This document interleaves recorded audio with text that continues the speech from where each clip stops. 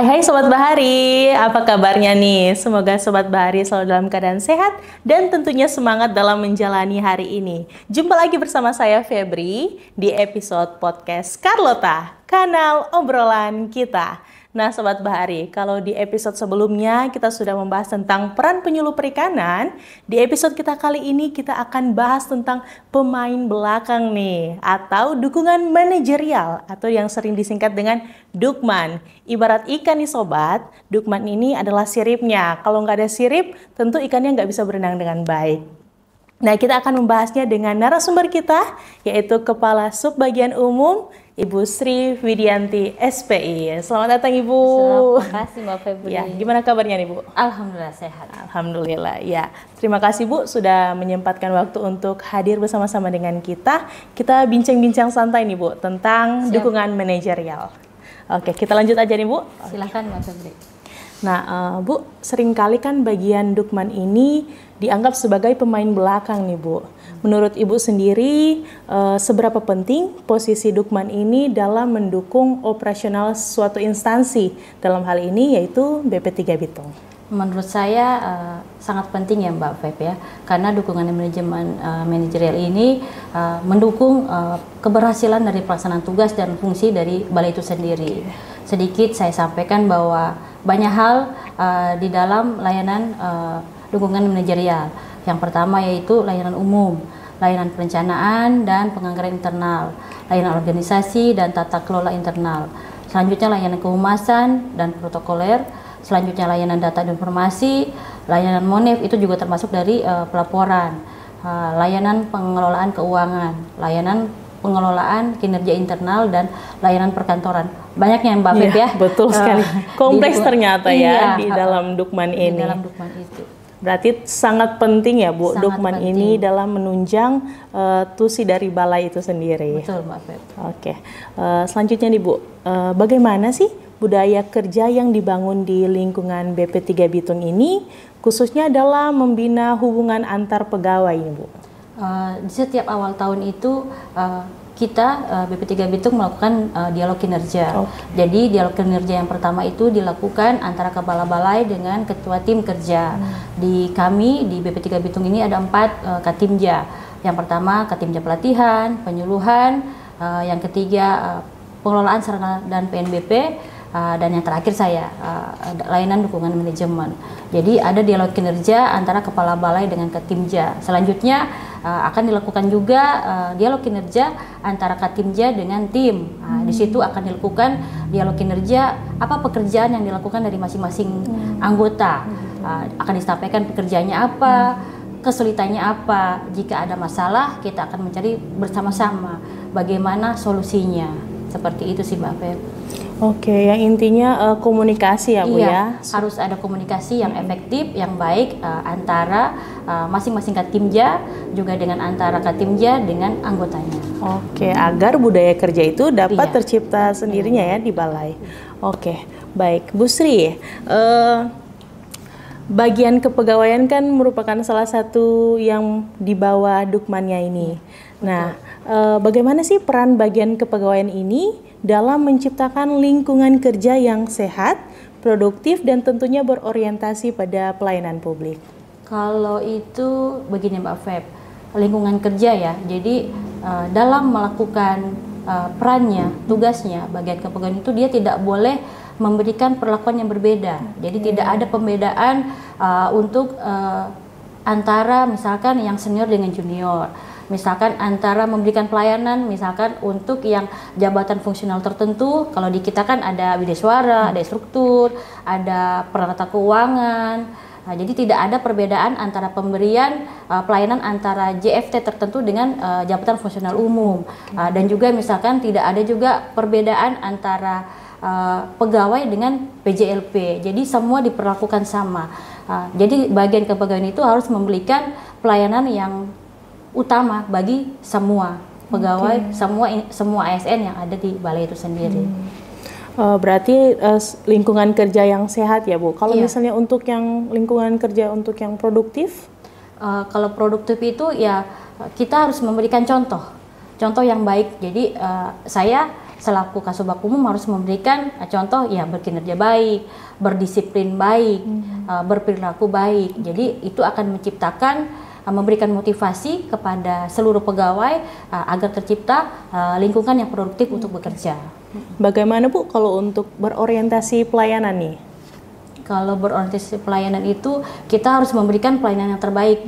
Jadi misalkan begini, di kepegawaian itu kan ada beberapa proses dari kepegawaian. Misalkan ada proses kenaikan pangkat, kenaikan jabatan, ada pengusulan satya lencana, kerja satya, ada juga pengusulan pensiun. Di situ kita harus memberikan yang terbaik bagi pegawai. Jadi tidak ada istilahnya gini loh, kalau misalkan untuk proses pengusulan kenaikan pangkat kan ada banyak dokumen yang harus dilengkapi. Jadi misalkan dokumen itu belum ada, kita harus jemput bola nih Mbak Feb. Jadi bagian ke bagian harus nelpon, oh ini belum ada, silahkan dikirim. Jadi tidak akan sampai mengganggu usulan kenaikan pangkat tersebut. Jadi jangan sampai harusnya dia sudah naik di periode Oktober tertunda nih gara-gara dokumennya kurang. Jadi nanti dia akan baru diproses di Desember atau misalkan di tahun berikutnya. Jadi jangan sampai ada juga misalkan kayak usulan pensiun. Kasihan juga kan Mbak Pep ya, misalkan dia sudah pensiun cuman karena terlambat pengusulannya, SK-nya belum keluar, jadi dia akan mendapatkan taspennya itu akan tertunda gitu. Jadi semua peran dari kepegawaian itu harus ya yang utama gitu. Jadi tidak ada penundaan, semuanya harus dilakukan secara tepat dan tepat. Keren sekali, berarti orang-orang kepegawaiannya harus gercep nih Bu iya, ya? Betul, gerak aktif, seperti Kasubagnya nih. Gercep juga nih ya. Bu Sri, selanjutnya nih Bu, bagaimana sih pelaksanaan kebijakan ASN di BP3 Bitung seperti disiplin pegawai, ataupun penilaian kinerja atau SKP, dan juga ada reward dan punishment? Kalau disiplin pegawai itu ada 3 hal sih ya. Yang pertama itu dari segi kehadiran. Jadi di balai itu sendiri ada dua alat yang mengukur untuk kehadiran. Yang pertama adalah menggunakan e-presensi mobile KKP, dan yang kedua adalah fingerprint. Jadi tiap pagi kita harus ceklok ya Mbak Feb, jangan sampai lupa itu. Karena di situ adalah menjadi penilaian dari kehadiran dan juga nanti hitungan potongan uang makan dengan semua dari situ. Yang kedua ya kita disiplin berpakaian. Jadi ada aturan berpakaian dari hari Senin sampai dengan Jumat. Itu yang harus diikuti oleh seluruh pegawai. Dan yang ketiga adalah disiplin dalam berkegiatan. Kadang di balai itu kan banyak kegiatannya. Ada rapat, ada senam pagi. Jadi ya teman-teman harus ikut juga gitu. Jadi jangan sampai ada yang saya tidak mau ikut karena saya malas. Tidak ada itu. Jadi semuanya harus ikut dalam semua kegiatan. Dan itu adalah fungsi dari dokumen itu sendiri untuk menyiapkan dan mengingatkan teman-teman untuk ikut kegiatan tersebut. Gitu, nah Bu, untuk kehadiran nih, kenapa pakai 2 nih Bu? Ada fingerprint, ada e-presensi. Kadang e-presensi itu kan lupa. Jadi fingerprint itu untuk menunjukkan bahwa benar yang bersangkutan ada di kantor. Kadang juga mesin presensi bisa dibuat.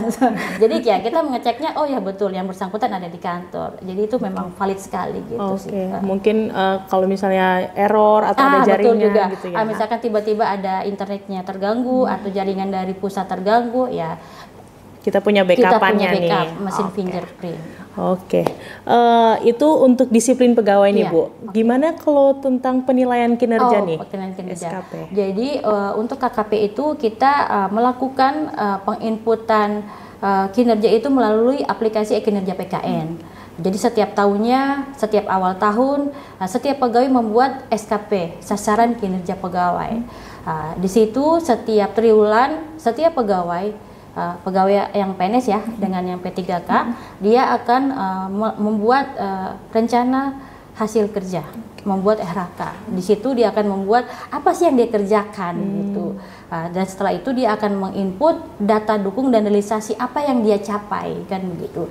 Dan SKP itu akan dinilai. Jadi akan ada penilaian kinerja oleh atasan itu setiap 3 bulan. Jadi dalam 1 tahun berjalan itu kita harus menginput SKP itu 4 kali Mbak Feb. Jadi triwulan 1, 2, 3 dan 4. Dan yang terakhir itu kita juga harus membuat SKP final. Jadi itu akumulasi dari 1 tahun kegiatan.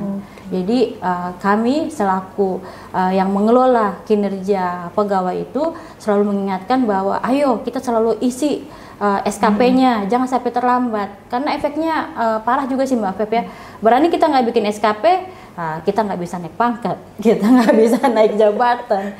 Terus yang pasti juga penilaian kinerja kita kepada atasan, kita nggak akan dinilai kalau misalkan kita tidak menginput SKP itu sendiri Mbak Feb. Lalu Bu, untuk sistem reward dan punishment-nya nih gimana? Sistem reward dan punishment itu ada di balai kita Mbak Feb. Jadi setiap bulan itu kepala balai akan melakukan evaluasi. Ada 2 hal nih yang menjadi penilaian, evaluasi kinerja dengan evaluasi perilaku. Jadi kinerja itu dilihat dari SKP.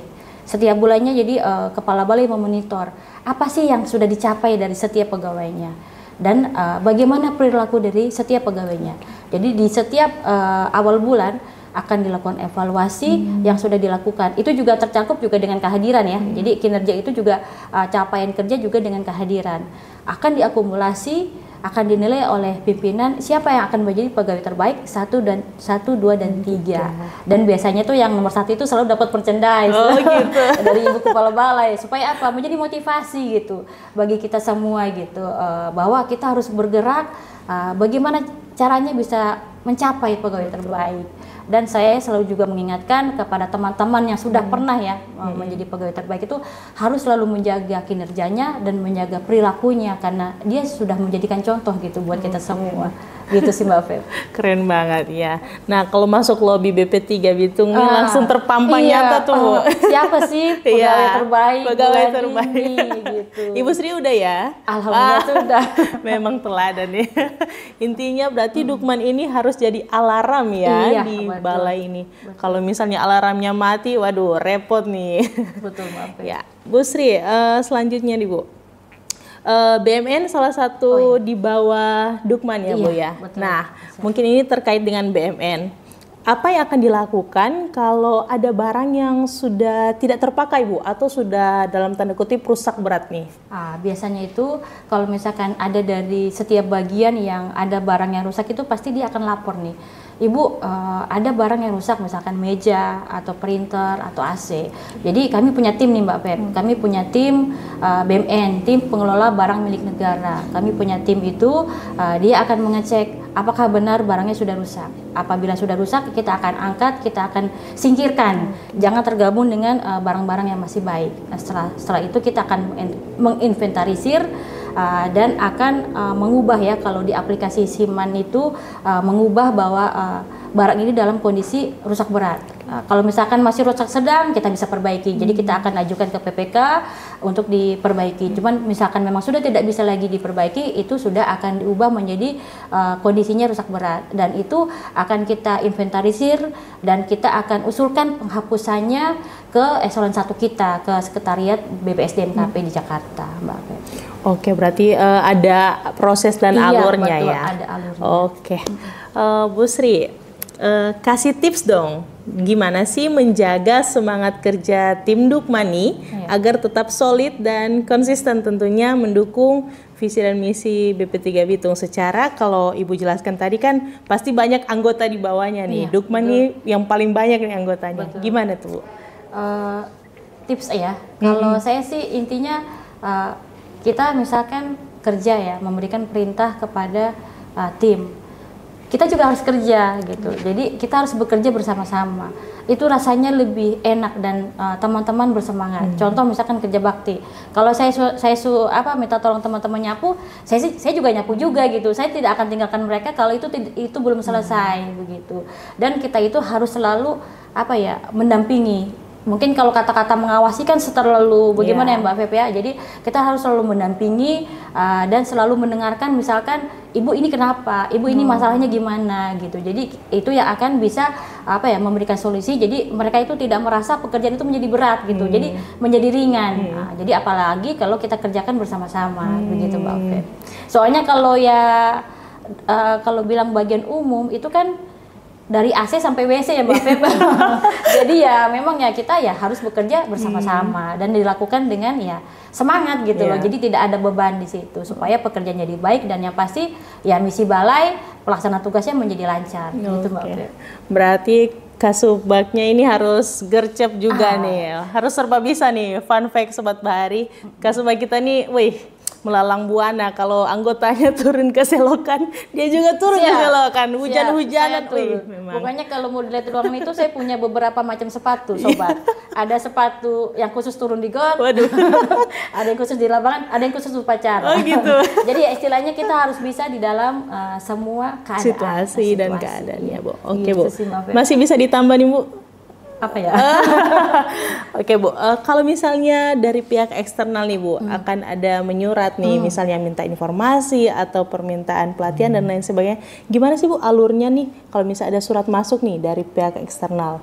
Biasanya itu kan kalau ada surat masuk itu kan kita akan berikan kepada pengelola surat ya. Kita akan buat disposisinya dan kita akan sampaikan kepada Ibu Kepala Balai. Selanjutnya Ibu Kepala Balai akan memberikan disposisi kegiatan ini bisa atau tidak. Selanjutnya dari kami akan membuat balasan surat balasan kegiatannya, misalkan mau menggunakan ruangan. Jadi di situ kita akan menjawabnya bahwa bisa. Oh, untuk tanggal sekian kita masih kosong kan, seperti itu. Dan di situ kita akan memberikan tarif ya.